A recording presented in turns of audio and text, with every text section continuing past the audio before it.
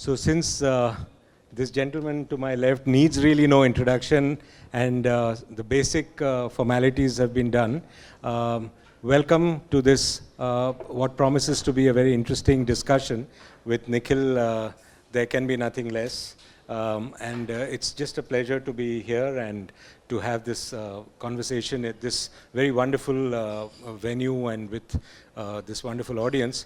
So I'll just jump straight into it, Nikhil.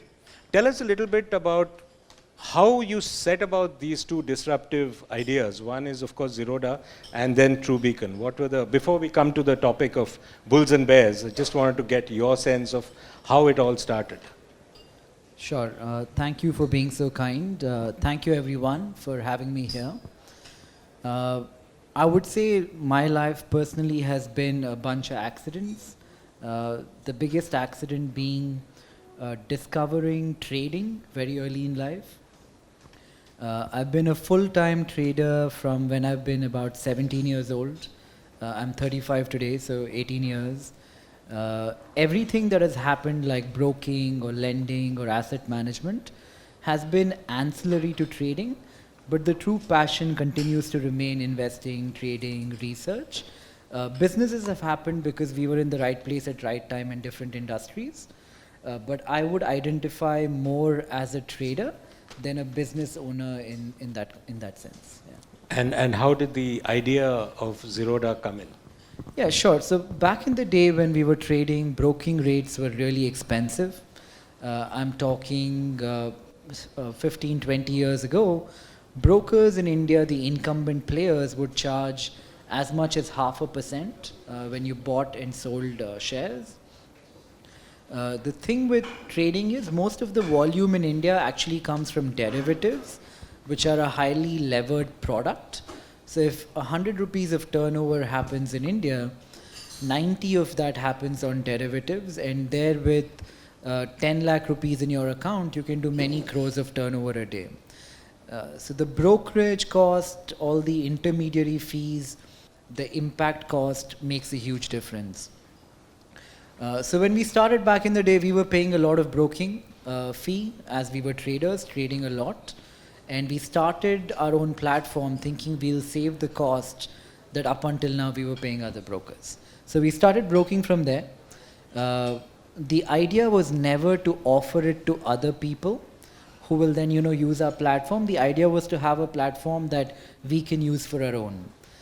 It just so happened that, we started and some friends of ours said, can we use your broking license and let us pay you a fee for it? And they asked, how much will you charge? And what we discovered early is if you're buying 100 shares or 1 million shares, the broker's work is the same. Incrementally, there is no effort. Right. So we said instead of charging a percentage of volume, let's charge a flat fee of 20 rupees and you can buy or sell how much ever you like. So that's how we began broking, and I think it's been about 12, 13 years of broking now. That's been a fascinating journey because you started setting it up for yourself until this whole thing just burst into the scene, and you've now become one of the biggest disruptors in the space, and many others now trying to sort of emulate this. Coming to the markets, Nikhil, and we can go on and on through the evening discussing markets. But the basic thing which I want to ask you, and going by the topic of the discussion, is it a year of the bull or the bear? Now, last year was a year towards the end. We saw a lot of disruption in terms of the volatility, and now that also continues. FPIs have been major sellers of late, right? For the last several weeks and months. And yet the market doesn't seem to have reacted in that sense, which we used to, look at when we were reporters. That whenever there was an FII selling, it used to be a big headline, and we used to rush and file those stories. Now it's not that way. So who's actually sort of holding that at the other end? Who's buying, and how do you look at that? Yeah, so when you look at outstanding positions in the market, I would say as much as 40 to 45% is domestic promoters and large Indian institutions. Foreign holding, I would say, is about 20 to 25%. Retail comes in significantly lower at 8%, All right. and I would say domestic mutual funds are about 7-8% as well. So we did a research and we made a report about correlation between FPI flows and Nifty activity in the last decade or two. There have been instances in which FPI trends kind of precede or act as a leading indicator in a way. At this one time, the last cycle, as you correctly said, it has been inversely correlation. There has been an inverse correlation between the two. But what we found is DIIs catch the Indian markets better than FPIs do.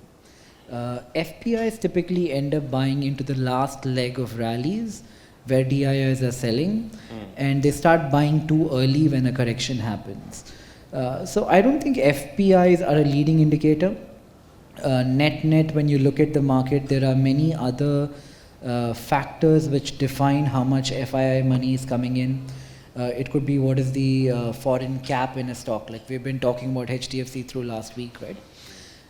There have also been, geopolitical issues to kind of like factor in. I think China over the last 2 quarters had become very uncool because of government action. And what we're noticing of late is a lot of rebalancing is happening out of India into China again, because people are finding more value there, notwithstanding what the government is doing or is capable of doing. On the other hand, even though FPIs have taken out money in the last 2-3 months, on the FDI side, money continues to come in. I would not even say trickle in, but the pace of, I was just reading day before yesterday, somebody raised $800 million. I think it was Cred's, Kunal's new round. Right. So there is no lack of action on that side. So they're not betting against India, nor are they taking away money overall. I think they were rebalancing between India and China, and now they seem to be favoring private more than public, which is a little hard to understand because the true value seems to lie, or relatively reasonable value seems to lie more in public versus private, in my opinion today. In fact, we'll come to the public versus private debate a little later, and there's lots to talk about there as well. But, when you say that the FPIs are now, it's coming more to the private side, do you think DIIs have become smarter? Do you think they are now understanding and they've, sort of got the heft to sort of support the market come what may, and, it's different then? See, I would not particularly like to say, one of them kind of control or define market action, especially because the world has become so globalized in a way, and everything is so correlated that if America is falling today, and if Hong Kong and Shanghai and a bunch of indices are falling, we will not stay up immaterial of what FPIs are doing. True. So I would not like to say, FIIs or DIIs are determining market condition. The world at large is a product of liquidity which is quickly trickling in based on, some, in my opinion, not very savvy action from central banks in the West. And we are all beneficiaries of it in one way or another. A lot of that money is percolating down to India.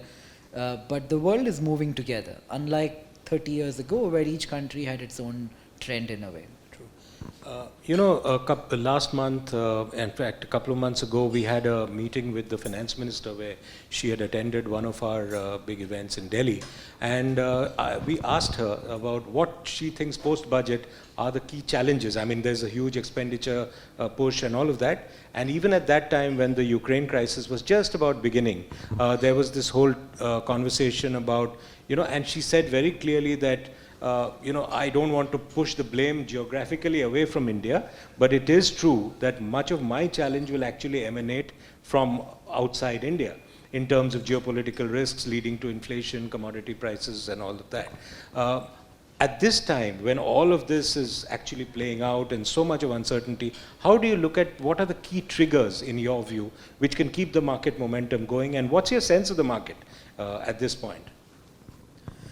So inflation is definitely an issue today. To a large extent, it feels like people are not coming to terms with reality. If you look at commodity prices, you look at steel, you look at copper, you look at zinc, you look at crude oil, everything is 50, 60, 70% higher than we've seen it a year ago.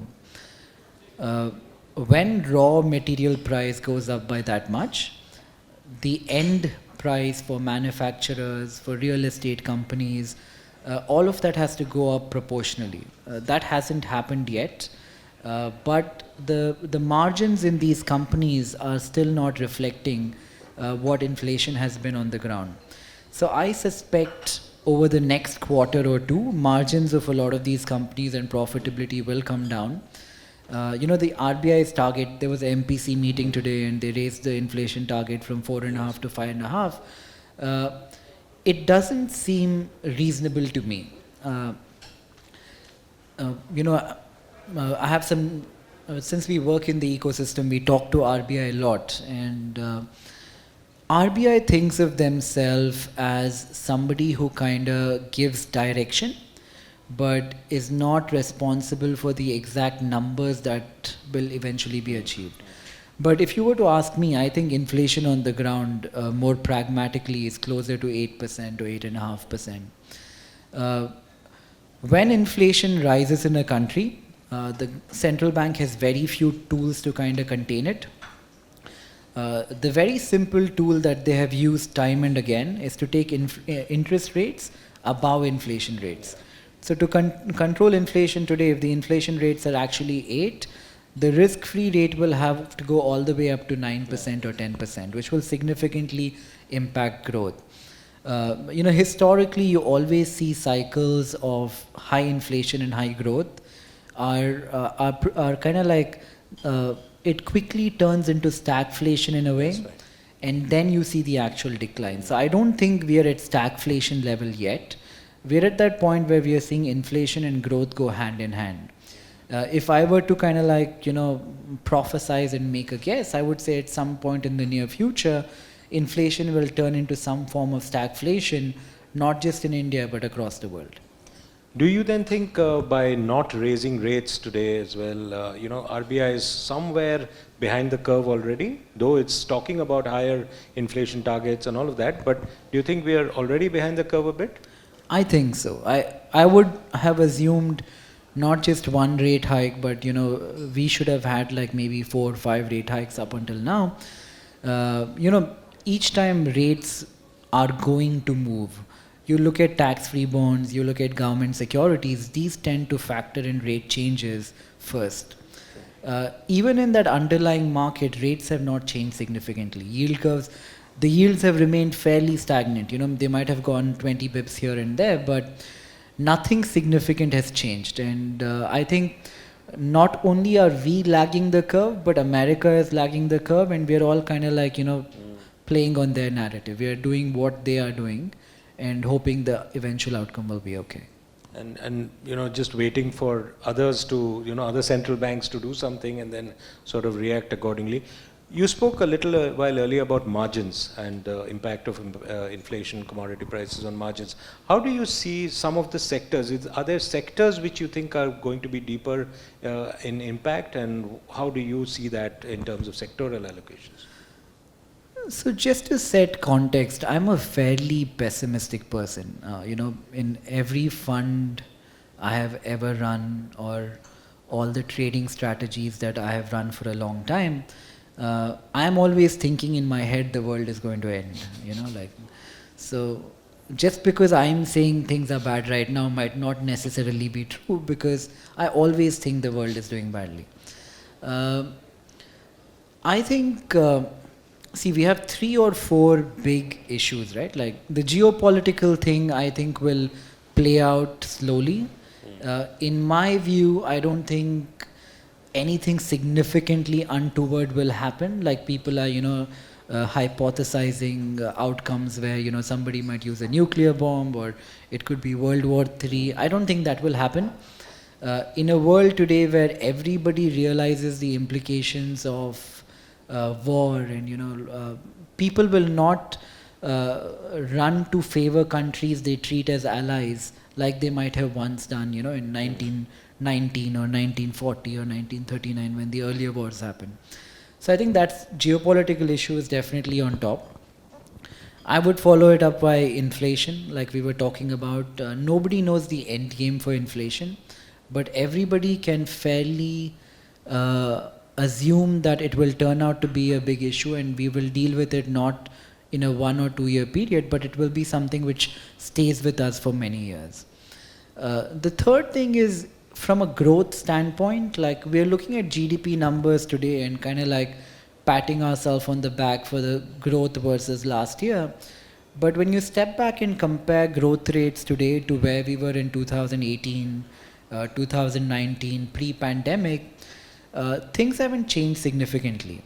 Walking into the pandemic, it started in March, right? So I think Jan, Feb, we were seeing, GDP numbers being revised down every month. We were seeing slowdown in many sectors even back then.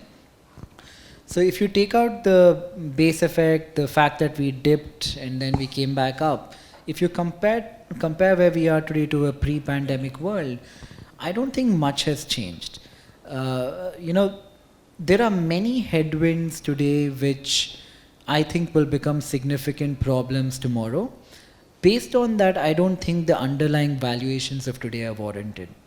We're in a private forum, so I'll be a lot more candid and maybe like even name companies, but I can think of a dozen companies where valuations are ridiculous. Think of a chemical company which is trading at 20, 30 times 3-year forward earnings. It makes no sense. There's a manufacturing company which is trading at 100 times, and I'm talking about contract manufacturers.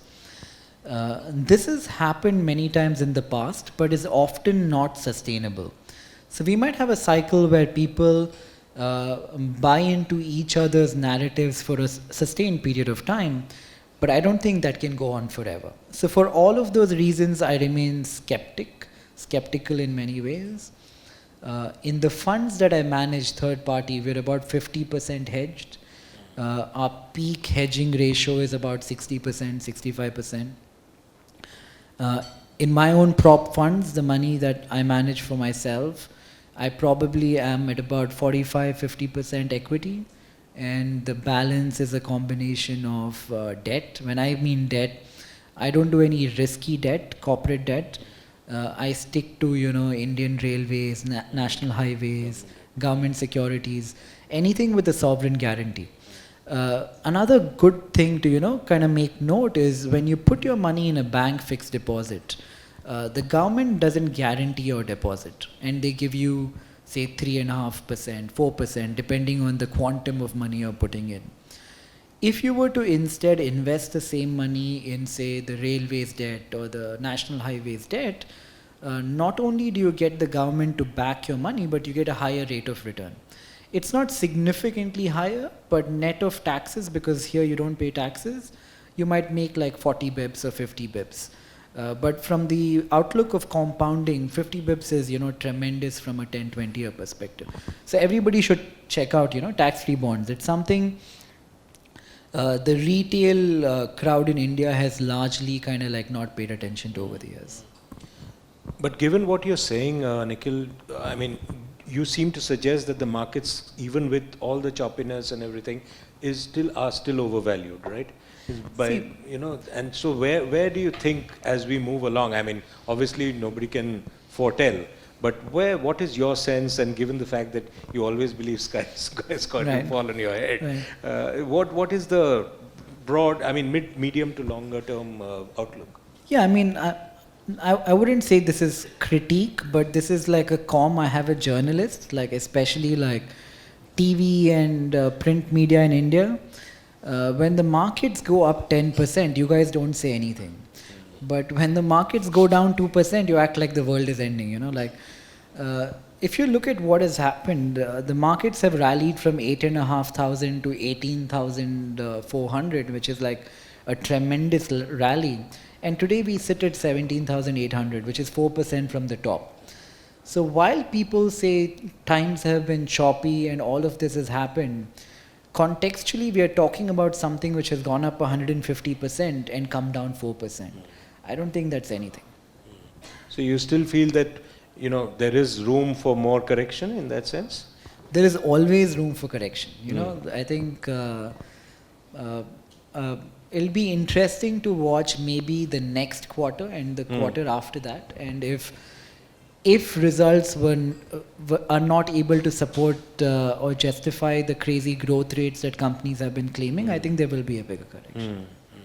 And do you think some of the sectors, like say IT, for instance, IT services, will actually sort of buck the trend? Well, see, about IT in the listed space, right? We all talk about our IT companies like they are these really forward-looking hubs of innovation. But all the large listed tech companies in India are mainly service providers in a way. We have, in a manner, perfected regurgitating innovation which happened in the West many years ago, and we are good at replicating it and probably doing it in a more efficient way than our competitors in our geography. As our GDP per capita goes up, as India develops and becomes, let's say, more competitive with China, not at par, but if we are catching up with them, I think a lot of this IT services business will go away from India, because they will find cheaper geographies to outsource to. Because this is not, we call them like high skill outsourcing, but I don't think that it truly is. So IT is generally a good place to hide. Like whenever I suspect volatility, I put money into IT and pharma. They do well when the currency depreciates. They generally do well when the markets fall. But net, I would be say neutral on both those sectors today. Even pharma? Even pharma. I think COVID was really good for pharma, and now everybody has put pharma on this pedestal where I think, again, the inflation and the growth estimates of today will kind of like have hindrances to its growth. Let's move us away from valuations for a bit and talk about the new investors who are coming. And even at Business Today magazine and digital, we've written multiple times on this horde of new investors who are coming in. Of course, last year was really the peak of that. What do you see as sort of the driving force why this is happening? And do you see any change in trend in terms of the millennial or the Gen Z investor vis-a-vis the traditional ones? Yeah, the one single largest reason for new investors to come in is FOMO. They hear about their friends who have made 100% return. They go to work and a colleague of theirs is like, I invested my savings in this stock and it went up 200%. And people feel like they're missing out and they're coming in. Again, for context, the penetration in India is abysmally low, right? We were at maybe 1.8, 1.9%. We are at today maybe 2.5%. So out of 100 people in the country, 2.5 people have ever either directly or indirectly bought a share. That number is significantly higher in the West, as much as 50-60% in America. So a lot of not so savvy people are coming into the market today based on how cool and how mainstream conversations about investing have become recently. I'll give you guys an example. I have a client, let me not name him, but there was an IPO happening recently called Rolex Rings. It's an auto ancillary companies. He applied in the names of every member of his family, his wife and his brother and his cousin and everybody. And when I asked him, why did you apply for this IPO in the manner that you did? He said, I love the watch brand Rolex.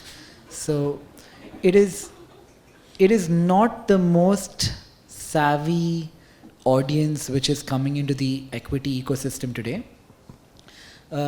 But investing in equity is like astrology, right? Like whoever has gotten lucky and done well thinks they know how to do it. And whoever has not gotten lucky and not done well has stopped doing it. So the guy actually made money on that IPO and today is recommending to his friends and family what they should be doing. And in many ways, I might, like, even in our case, right? Like, uh, today you want to hear what I have to say because I've lived probably the best cycle of equity markets. We started broking in 2009, right after the 2008 crises. Very little money going towards any kind of innovation related to financial markets. Back then, startups were just becoming a thing in India, 2008, 2009. Right. So we've kind of ridden the wave. We've gotten lucky being in the right place at the right time many, many times. COVID again, for example. If Nandan did not have that Aadhaar project and people were not able to open their account completely online without any kind of physical interaction, COVID would have been the worst time in our industry. Uh, so we've gotten lucky, and what we say, kind of like some people want to listen to at some time. But markets are one of those things that they are so driven by sentiment more so than anything else. It doesn't matter what FIIs are doing. It doesn't matter what DIIs are doing. It doesn't matter what people on TV or journalists or market experts say. It's just sentiment. If you're able to get into the psyche of people, I would say the best way to research is make friends with 1,000 people who are investing in stocks actively. Spend time with them, hear what they're saying, listen to what they're doing. If you're able to gauge sentiment accurately, you become a better investor. I was having this discussion with a former SEBI chairman, and he seemed to suggest that, one of the key things which SEBI should actually focus on, and talking about Rolex and watches and Rolex rings, is that investor protection and investor education, still seen as, not that important even in the overall scheme of things. And I must say it's not seen as sexy in that sense, even from, general investor point of view. But that's so critical, because what you said reflects a complete absence of any information available with the investor. Information is available, but they don't know, nobody's pointing them to that right place. How do you see that? I mean, what is the role a regulator, for instance, can play? Yeah, you laugh when I say this, but if I were to kind of like do a study on investors and who have done well, in my experience, people who know lesser tend to do better. Like, I feel like there is a use case for what you're saying, and you're absolutely right. I think the amount of information, the amount of education has to go up. In our system of pedagogy, in a way, like our schooling system, we teach kids how to get a job. We spend 15 years doing that, but we spend no time teaching them how to manage their wage once they get a job. I don't think that is right. How well who does in life is as much a factor of how well you manage money as much as it is how much money you make. And I think it's extremely critical, and it probably has to come in at a lower level, like maybe middle school, high school. We need to kind of start inculcating basic thesis of finance and teach them the different avenues one might have to invest in very early. And to be fair to the SEBI, I don't think it is their job. SEBI is a regulator in charge of kind of making sure nothing wrong is happening in the market. Investor protection, Nikhil. Correct. That's a key area, and Yeah. related to that is the concept of investor education. Yeah, if You anybody can change it, it's going to be the new SEBI chairman. You think so? Yeah, oh my God, I think she is probably she's the first bureaucrat in a long time who's not the SEBI chairman, right? She's not an IAS officer. She's from the industry. You mean non-bureaucrat? Non-bureaucrat. She's from the industry. She was with ICICI Securities. She's been around for a long time. We all deeply admire her and are truly petrified of her, because you can sell your bullshit to many bureaucrats, but with her, she knows exactly what is going on, and I think she'll be good for the industry.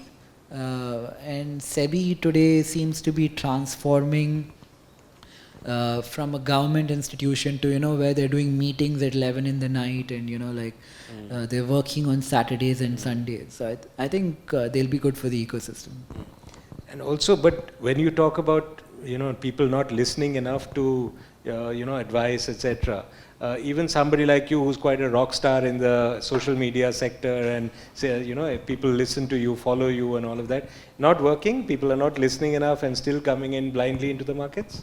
Well, I try not to say anything specific because then you're called out that even you don't know what you're saying, right? So the idea is to keep it as vague as possible. But just being candid, like if you were to look at, I'm not really like, put these numbers down and I don't know if I'm being 100% accurate when I say it. But I would suspect that if you turned on 3 or 4 business channels on TV, and you do exactly the opposite at exactly the same time when analysts recommend something, you would do good. You would end up making money. That's debatable coming from someone who's been part of this industry and the media. But we'll have a discussion on this alone some other time, I'm sure. But coming back to investing and the younger lot also, there's this. You talked about FOMO. Now there's this whole thing about FANG stocks, right? Investing overseas, and is that FOMO or is that something you think will be a growing trend? Well, I think one of the biggest keys to being successful as an investor is diversification. If you're able to get allocation into foreign stocks, definitely do it. I'm conscious of the fact that you guys are all from the affluent set of society. There is this LRS limit of $250,000 that one can invest outside India. I would suggest everybody take advantage of that. One point in life, maybe 3 years down the line, 5 years down the line, maybe you want to buy a house, maybe you want to invest into something bigger. This limit is probably not going to be available forever. While it is available, when you have the chance to diversify, get exposure to American stocks. I mean, China seems cheap right now. You can't directly go into China, but if you could open an account in Hong Kong, you can buy mirror replicas of Chinese stocks. I think it's a great tool, and LRS is the only mechanism under which the government does not question what you do with that money. So everybody should take advantage of that. The way it works is $250K dollars per each member of family under LRS can go out unquestioned, and you can invest into equity, do whatever. You're not allowed to trade or do derivatives or take leverage or get any kind of liability in a foreign country. If you want to invest more than $250,000 a year, you have to go through a route called ODI, where again, you have to go to the RBI, take permission. It becomes a lot more complex. But definitely take advantage of the LRS route and definitely get exposure to foreign equity. I think everybody should. You think that's a good way of diversifying your risk? Definitely. Talking of LRS, again, we had a crypto conclave just the other day, and the minister there actually said that, it's not that you can't invest in crypto because LRS allows you to do that. So do you think, we are digressing from the equities discussion a bit, but do you think crypto is coming out as a major option for some of the younger generation in terms of investing opportunities? Well, I understand the use case for crypto. If I had to blame one person for why there is crypto in the world, I would say US government.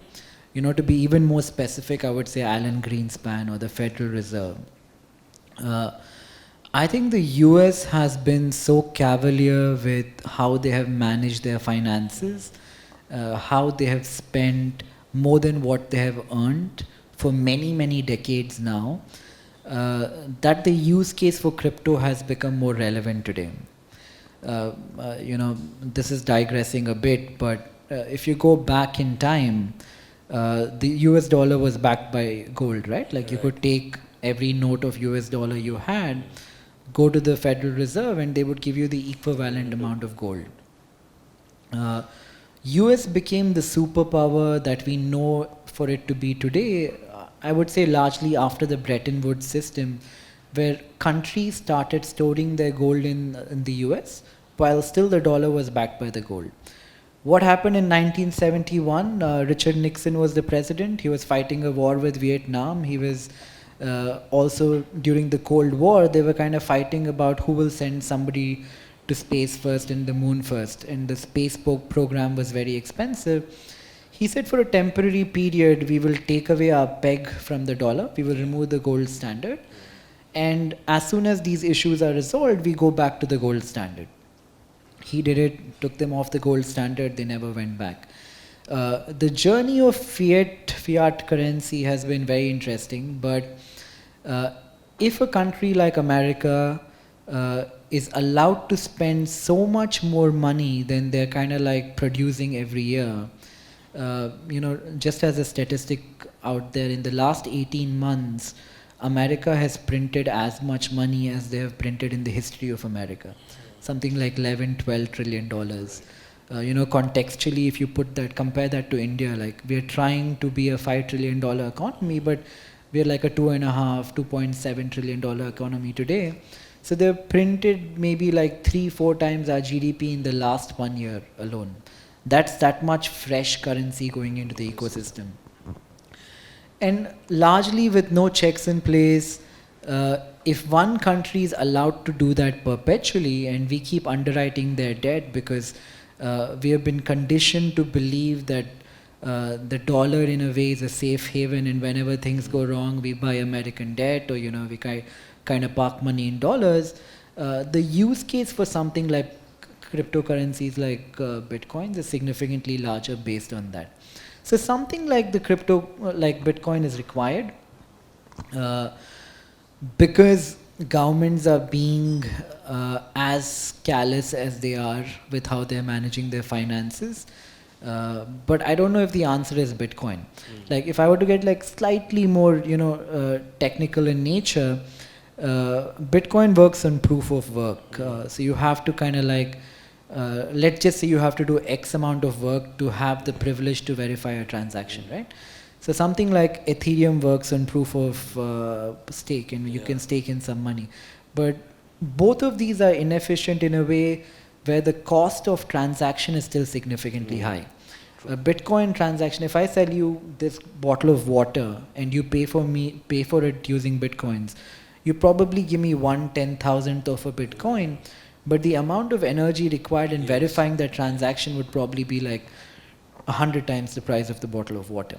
It comes down with Ethereum, and it will probably come down with newer proof of history kind of concepts. But at some point, if the entire planet were to kind of agree on one common currency, which even if it's not backed by anything, it could be backed by countries itself and their inherent GDPs and their trade surplus or deficit, something like that could work. So I think there is a use case for a cryptocurrency.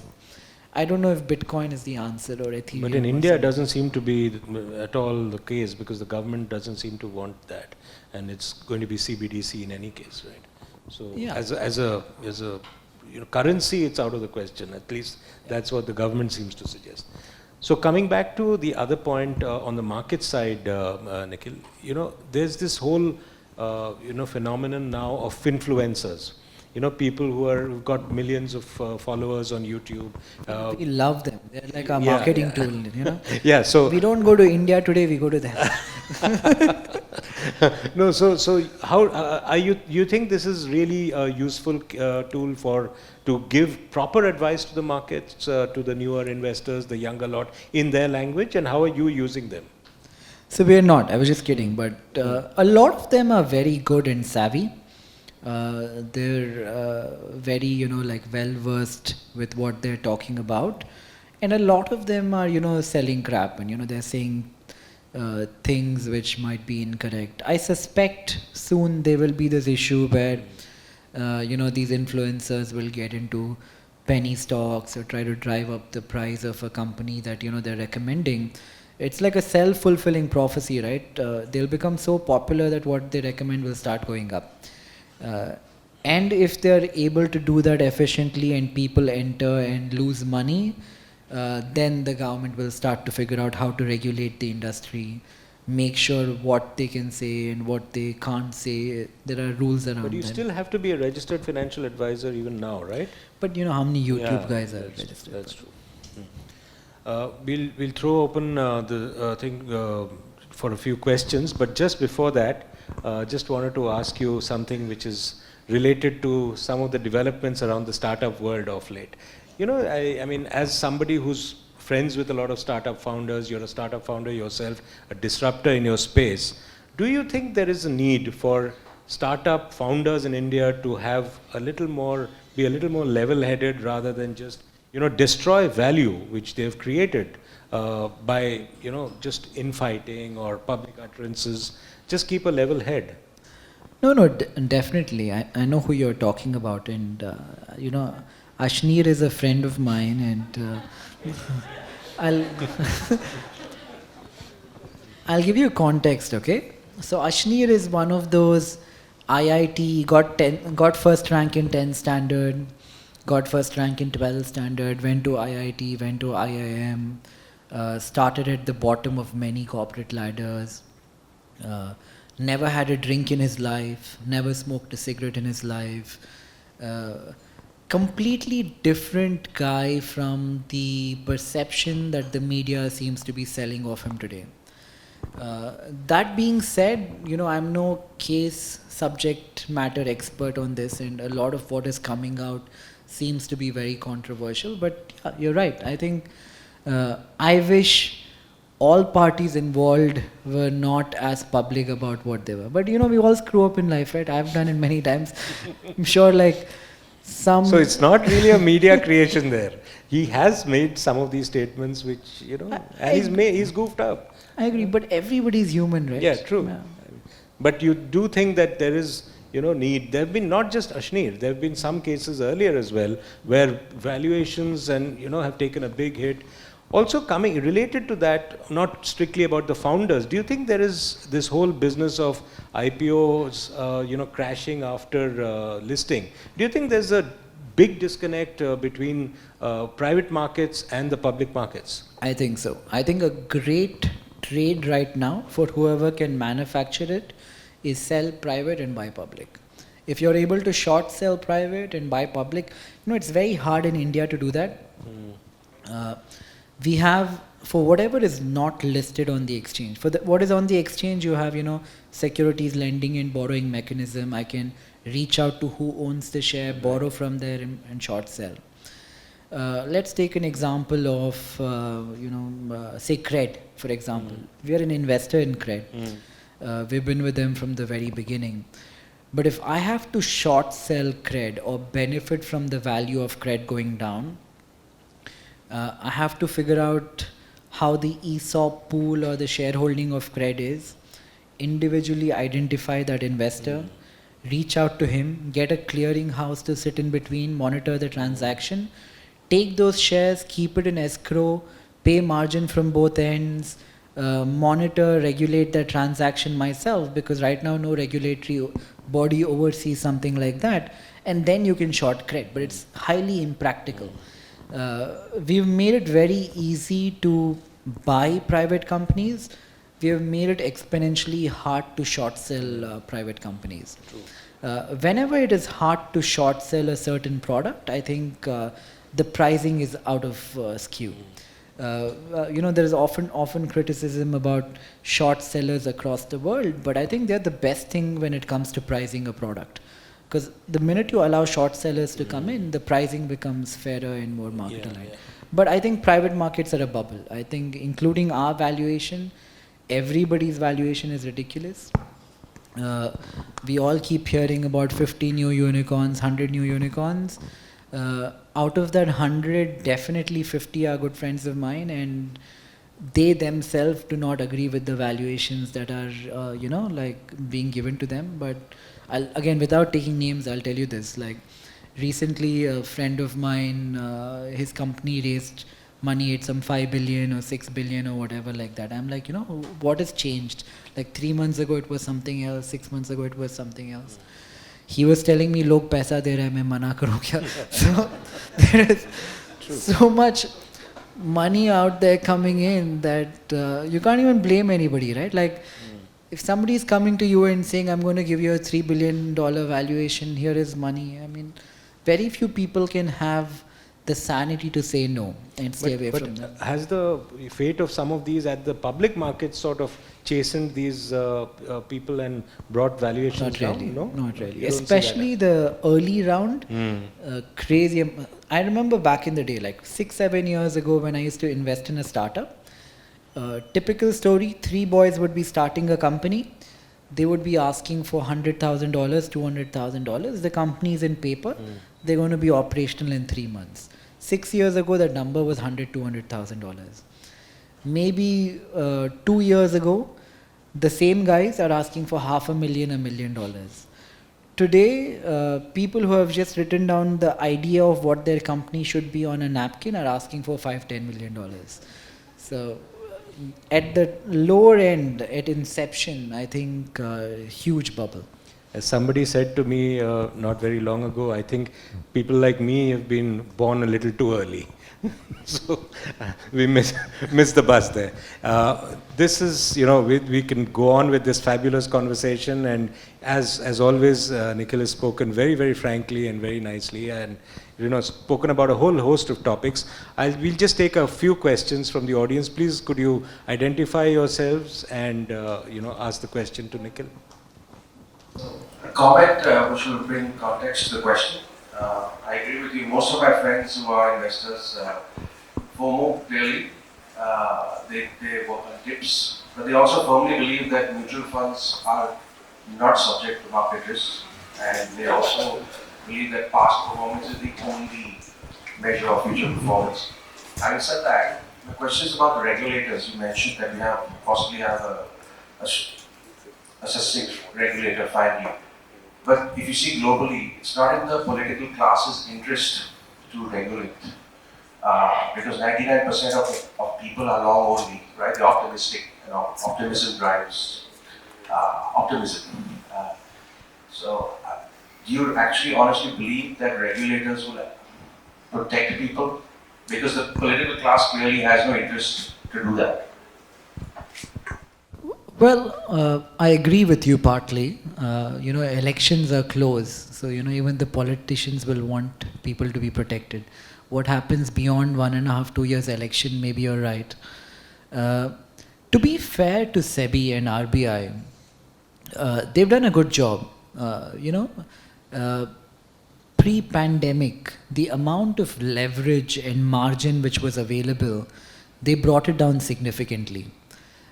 Even today, if you look at what changed 2 months ago, me as a broker, 6 months ago, if you had 10,000 rupees in your account, I could let you buy shares worth 5 lakh rupees on an intraday basis.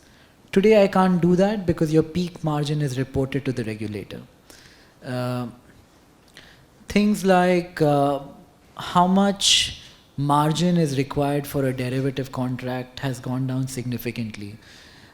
So very hard to answer these questions in isolation, but on a relative basis, I think the Indian regulator has done much better, and all people involved, even the finance ministry, everybody has come in and contributed in some way. We have done better than America. We've done better than the West. So on a relative basis, I would say they've done a fair job. I agree. Thank you for that. India is very well regulated. My only worry is the unregulation in the US. Our correlation with the US is too strong. Right? Yeah, I think the big problem in India is the informal ecosystem, where people are not buying and selling shares on the stock market through people like us. But the old school communities which do dabba trading and badla and stuff like that, it's a lot bigger than one thinks, and I think they're a huge detriment to the economy. Because those people don't pay taxes, even like STT and GST and stuff like that, and a lot of really small investors kind of like get conned by those operators. Hi, Nikhil. Very nice conversation. I just wanted to set out a little bit of context. I've been investing formally in India in an institutional capacity for the last 30 years. And I've noticed that in You India, look very young. Thank you. I've noticed that valuations have really never driven what stock performance actually delivers. Value versus growth. If you look at how value as a style has performed relative to growth, which effectively is obviously driven by a more careful approach, even now that trend continues. So when you're talking about a market at a 15 multiple with an inverse yield of 6%, aren't you better off just keeping your money in the bank than to go after value stocks because you feel growth is too overvalued? So I have two questions. That was part number one. And what that drove me to actually do research on is the fact that after fair disclosure as a regulation has come in, the individual investor now has no real edge and the institutional investor doesn't have any real edge. So they both get information at the same time. And yet, and this is where I found it very intriguing, mutual funds in India are ranked by third-party agencies with stars. So what I did was I went to my advisor and I said, listen, why don't you give me a list of all these 5-star mutual funds? Let me do a little bit of analysis. And what I noticed was that in India, you actually talk about absolute performance to rank the funds and not risk-adjusted performance. So if you take a Sharpe ratio of all the 5-star funds, they're all having Sharpe ratios of less than 1. So pretty much everyone's being conned here because they're actually investing on the basis of absolute return without recognizing that the best funds are the ones that are taking on the maximum amount of risk. So isn't it something that you guys or brokers need to do and do it much more diligently is to rank these funds on a more risk-adjusted basis? Yeah, no, totally with you on that. If I had to sell you something, I would say, we have a fund, we're at Sharpe of 2, definitely check it out. But as a broker, as a platform, we're kind of like figuring out, so we decided to become an AMC a couple of years ago and we applied for a license. We got it maybe 2 quarters ago. So while we were launching mutual funds, we looked at what is available and what is not available. Every new entrant who is coming in, say Navi or all the new boys who have come in, I think Cred is coming in soon. They're all competing on price, the manufacturers, but there is not one common body aggregating them and ranking them on different metrics. But we intend to do that. So we have something called Coin. Have you seen Coin? No, I haven't. Yeah. So there we have Sharpe, we have Sortino, we have a bunch of ratios, but we are formalizing the product in a way. And the style issue, value versus growth, that's the first question. See, the problem with leaving money in the bank is today you get 4% pre-tax, whereas inflation might be 7-8%. So that isn't the solution. So you have to keep your money somewhere. And I don't want to make the case for equity markets in particular, but I guess you have to figure out 10 different things and to keep your money there. So if there aren't any questions, you can have a chat with Nikhil after this.